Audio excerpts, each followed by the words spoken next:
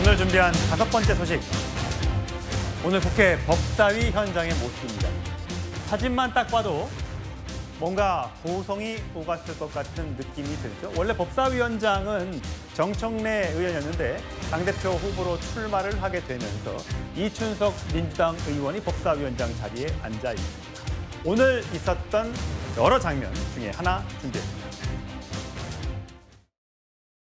지금 토론 종결하자는 제의가 먼저 있었습니다. 이 절차가 먼저 진행됐기 때문에 제가 허락을 하는 거고 동의를 하는 거고. 저도 제가 먼저 들었어요. 공산당에 여기 지금 동결을 왜 합니까? 공산당이라고 하신 분은 저 북한으로 가시면 공산당이 되는 겁니다. 우리 거부권도 없어 이제. 이미 토론 많이 했어요. 이상하고 못된 법이 통과되는 걸 방치하면 얘기도 법사위에 못하고 권리가 걸리고요. 아, 도망들 가지 마세요. 뭐 무서운가 봐. 네? 아니 뭐 무서운가 봐. 토론을 못하게 하면 어떡해요?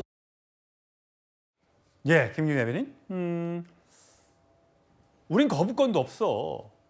막 이러면서 이 토론, 그럼에도 불구하고 토론 종결하는 제의가 있었다 하면서 노란봉투법 등등, 상법 개정안 등등을 오늘 법사위에 통과를 시켰습니다. 4일쯤에 국회 본회의에 올려서 처리를 한다고 하는데 사실 이 트럼프발 관세 협상이 체결되면서 우리 기업들이 이제 어려워질 것이다라는 얘기가 있지 않습니까?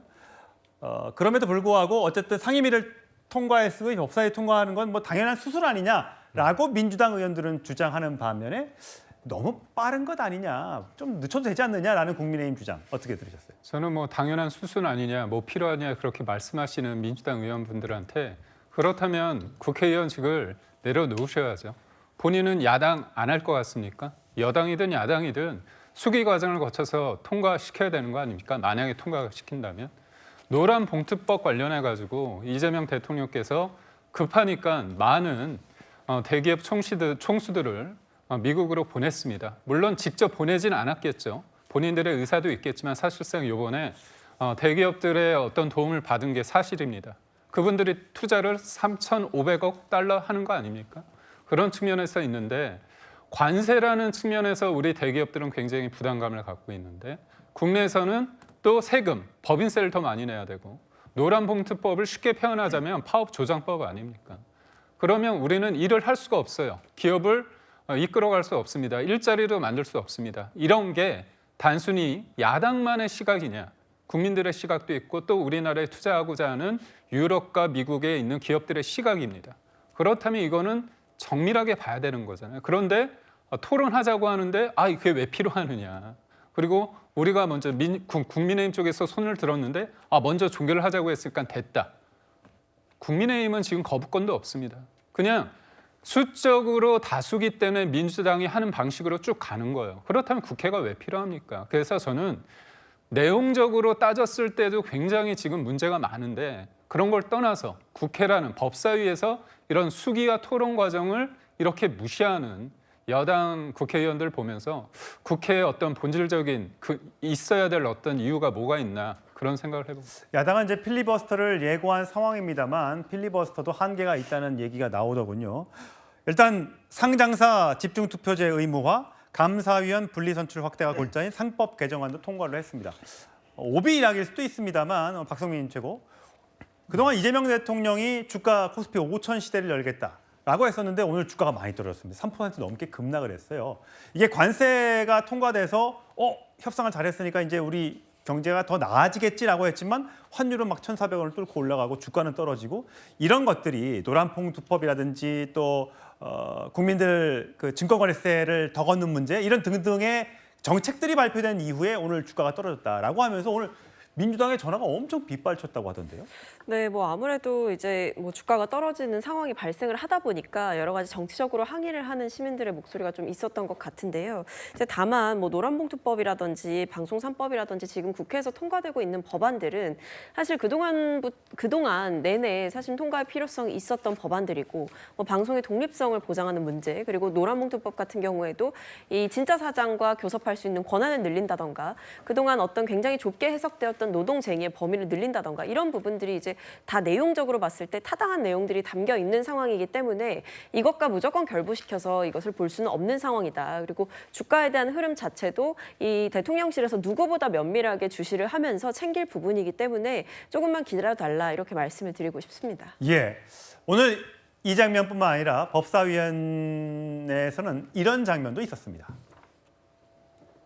그냥 물러나시고 빵 산 거 그거 수사 받으시면 됩니다. 예? 수사 중입니다. 그러니까 수사 적극적으로 받으시고 처벌 받으면 돼요. 그러니까 그 전에 물러나시면 됩니다. 법 운운하실 것 없이. 저는 다른 자리에서도 답변 듣지 말씀을 않겠습니다. 드렸습니다만 불법적인 행위를 한 적이 없습니다.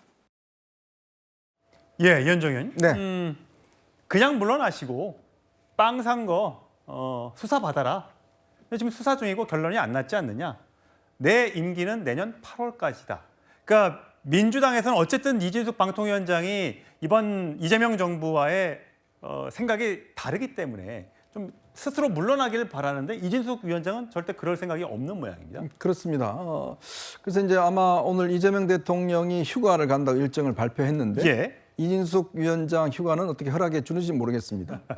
그 뭐 이 수수에 나는데 휴가 가느냐 했는데 뭐 지금쯤에 허락을 해줘야 되지 않나 생각이 들긴 하는데 어쨌건 지금 민주당 의원들이 이제 압박을 하고 있죠. 사퇴를 하기 위해서.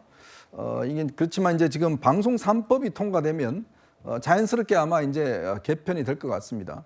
지금 방통위를 뭐 지금 이제 다른 이름을 바꾸고 한다는 거 아니겠습니까? 그러니까 지금 자발적으로 사퇴하지 않으니까 지금 일단 법을 바꿔서 어쨌든 간에 이제 물러나게 한다는 입장인 것 같아요. 뭐 그거는 뭐 다수 의사를 가지고 있기 때문에 하겠지만 저는 지금 이 상황을 보면 민주당이 옛날에 야당할 때의 상황과 지금 여당일 때의 상황을 전혀 변화가 없는 것 같습니다. 근데 여당은요, 책임이 있는 자리입니다.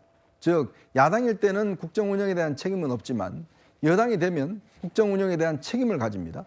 지금 오늘 좀 전에 우리가 주가 이야기 했지 않습니까? 예. 지금 이 주가가 왜 그렇겠습니까? 시장은 정직합니다. 시장은 지금 상황에 대해서 굉장히 좋지 않게 보고 있는 게 사실이거든요. 더군다나 지금 오늘 아침에 김병기 원내대표가 지금 뭐 불장이 될 것이다. 굉장히 할 것이 됐는데 예.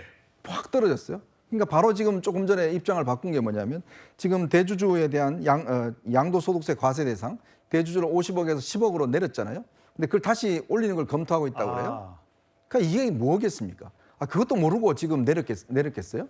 그러니까 지금 보면 저는 여당의 이 어떤 컨트롤 타워가 정책 컨트롤 타워가 시장 상황을 전혀 인식을 못하고 있는 것 같아요.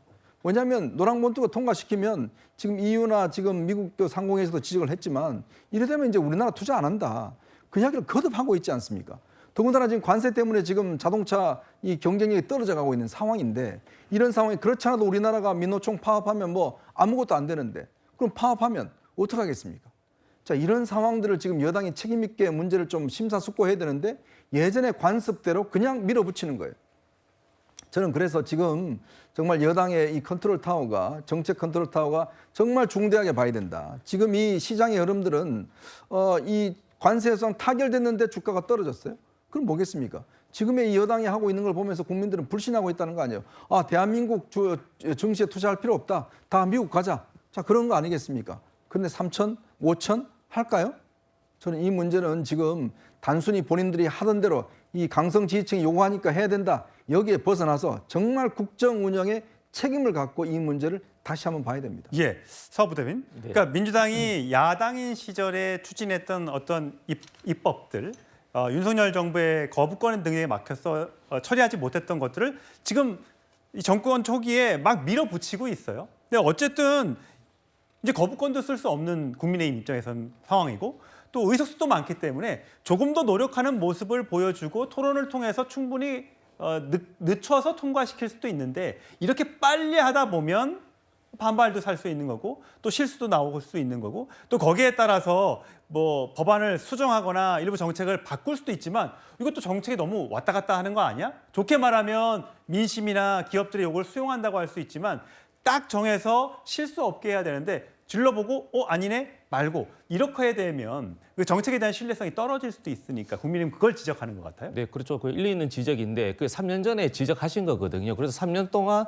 뭐 노조법이라든지 뭐 여러 가지 법에 대해서 수기하고 대안을 계속적으로 요청했었죠. 야당일 때. 그러나 여당일 때는 계속적으로 그것은 악법일 뿐이다. 특검도 마찬가지잖아요. 김건희 특검도 뭐 총선 이후에 하자, 대선 이후에 하자, 대안이 없어요. 그러니까 세 개 특검이 동시에 이렇게 진행되지 않습니까? 그렇기 때문에 노조법이라든지 그리고 방송사법은 국민들 입장에서 글로벌 스탠드에 맞는 겁니다. 예, 그렇기 때문에 여당이나 야당일 때 책임의 어떤 강도는 똑같지만 다 책임을 지는 거잖아요. 그리고 주식 관련도 이야기했지만 윤석열 대통령 3년 시절에 주식이 하나도 오른 적이 없어요. 그러나 글로벌적으로는 30에서 50% 올랐거든요.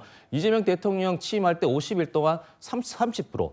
대한민국의 전 세계에서 주가 상승률 1위입니다. 예. 물론 오늘은 4% 폭락했죠. 저도 일부분에 대해서 증권거래소에 대해서 인상해서 했지만 이건 차익 실현인 것이고 우려 부분은 저도 대주주에 있어서는 저도 증권 경험이 있었을 때는 한 종목당 한도를 50억에서 10억으로 내린 거에 저도 반대합니다. 예. 왜냐하면 5억이 주식이 50% 올라가면 10억이 되고 또 연말에 사고 팔고 있으면 변동성이 있는 부분이 그렇죠. 예. 분명히 있는 것이기 때문에 저도 개인적으로는 대주주에 대해서는 10년 전에 15년 전에는 100억이었기 때문에 저는 역으로 50억이 아니라 100억으로 해야 된다. 왜냐하면 인플레이션도 예. 있잖아요. 저는 이런 부분에서 논의하겠지만 이 정책 하나 때문에 주가가 폭락하고 외국인이 자금이 이탈한다. 그렇게는 동의하지 않습니다. 예, 물가, 주가 등등 부동산 이런 게 국민들의 실생활에 엄청 밀접한 영향을 미치기 때문에 이 부분을 잘 다스려야지만 지지율도 유지가 되는 것이고 정부에 대한 신뢰도 올라가는 걸 겁니다.